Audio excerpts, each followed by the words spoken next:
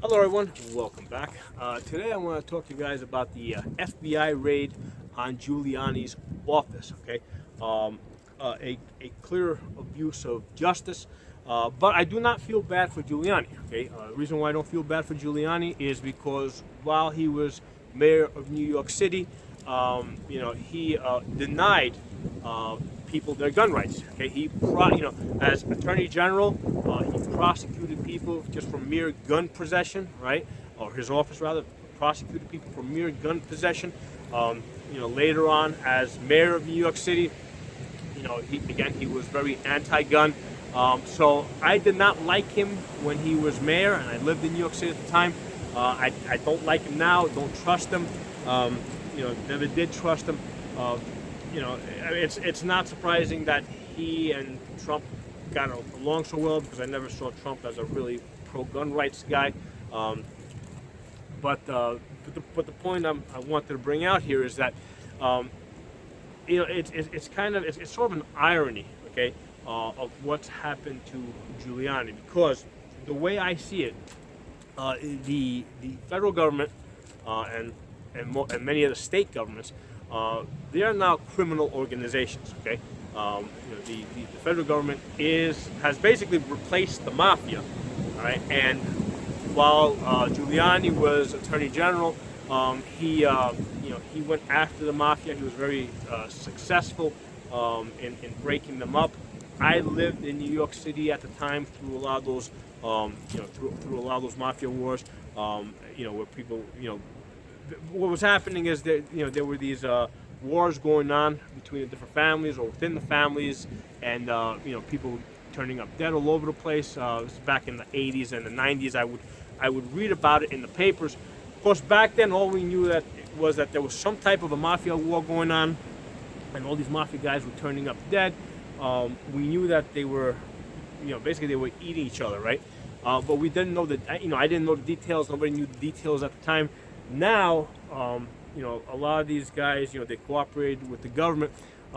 They're now out of prison, and a lot of them are on YouTube, and they're actually telling their stories. Now that they've served their sentences, they're able to go on the internet and sell and basically tell their stories, which I find extremely interesting. It's a very interesting insight into the way organized crime, worked. And some of those guys will go all the way back into the early 20s and 30s, because they had dads that were in the mafia. So they'll tell their dad's stories, and then they'll tell their own stories through the 70s, 80s, and 90s. It's a great irony here that Giuliani, he was instrumental in breaking up the mafia, but at the same time, he was part of the government mafia, right? Which basically replaced them. And the same way within the mafia, they would kind of eat each other, right, and kill each other off. The government is now doing that within its own criminal enterprise, right? Because, and here's the thing: if you listen to the interview that Giuliani did, like he speaks highly of the Justice Department, right? He's like, oh, I can't believe they've done this to the Justice Department. He doesn't realize that the government is corruption. Okay, that's what government is. The bigger the government, the more corrupt it's going to be.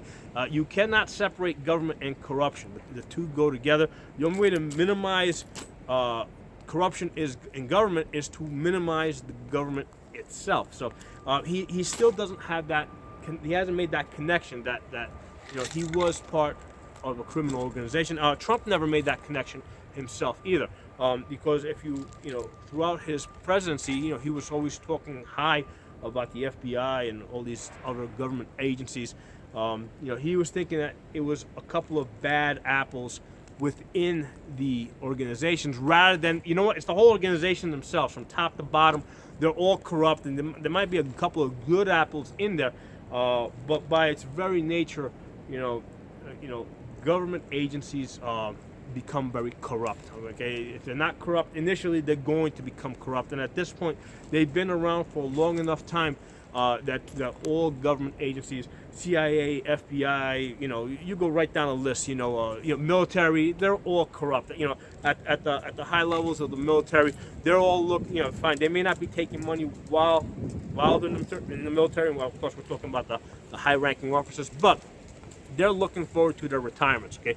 Because once they retire, they know that they're going to get jobs. They got jobs already lined up with these military contracting companies, and they know they're going to all get paid. They get paid as soon as they get retired from those companies who they've been, basically they've been buying from over all the years. Okay, so that's how that kind of works. So going back to Giuliani, who again I do not feel bad for him. I see this as basically the government mafia turned against him, right? They turned against their own man, and looking at a lot of these mob stories that I've been studying.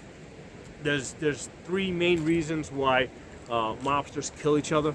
Number one, they try to get rid of witnesses, right? So somebody knows too much, they want to get rid of him. For advancement, right? For personal advancement. That's another reason why they'll kill each other off. And the other one's for money. Basically, in terms of if there's let's say they're all involved in some type of a scheme.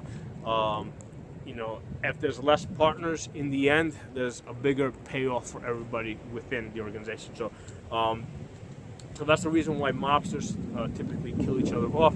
And now we're seeing that with the government, right? So people within the government, they're knocking each other off. Now, they're not at the point yet where they're actually killing each other. Now they're trying to use the legal system to kind of get each other out of the way.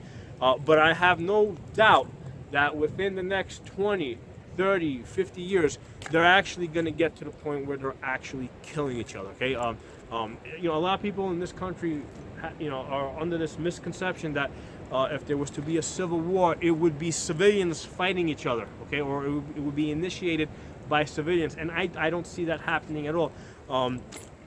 If there's going to be a civil war, and I definitely see us going in that direction, okay, it is going to be the government agencies that are fighting each other, and then branches and units within the military fighting each other, and they're not going to be doing it with rifles. They're going to be doing it with big guns, right? With airplanes and tanks and missiles, and what's also going to happen is, it's going to start off.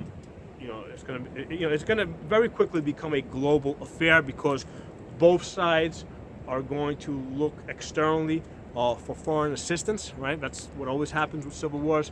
And before you know it, the whole world is going to be involved. It's going to be the biggest civil war. The civil war is going to basically turn into World War III. That's where I see things progressing. And the clear evidence is what's happening right now with Giuliani and how the government, his government, right? Because it's not my government, it's his government. He works for them. He is the one that all these years has been fighting for them. It's interesting how they have turned against him, and they're going to continue to do this. They're going to continue to eat each other, and over the next 10, 20 years, you're going to start seeing more and more sharp divisions. You're going to start seeing more factionalism within the government. You'll start seeing different agencies going against each other. So that's I kind of see the beginning right here, or proof of the beginning. So anyway, I hope you guys found this opinion interesting, because that's all this is. It's an opinion of what of what's going on right now, what I'm seeing with Giuliani and the raid on his office, which is a clear political play. Okay, other people carry. For example, I mentioned it earlier. He did. While Trump was president, Kerry went to Iran and was trying to negotiate. Was representing them basically. So the thing that they're saying that Giuliani did, Kerry actually did. Okay, Biden's son Hunter, okay, he actually did it. All right, he was in Ukraine and he was in China. He was actually acting as a representative. So the things that they're saying that Giuliani did, Democrats have actually done. They're trying to now project that onto Giuliani, who I don't think he's done this, right? I think he is a victim in this case, right? A victim of a government mob attempted rub out, okay?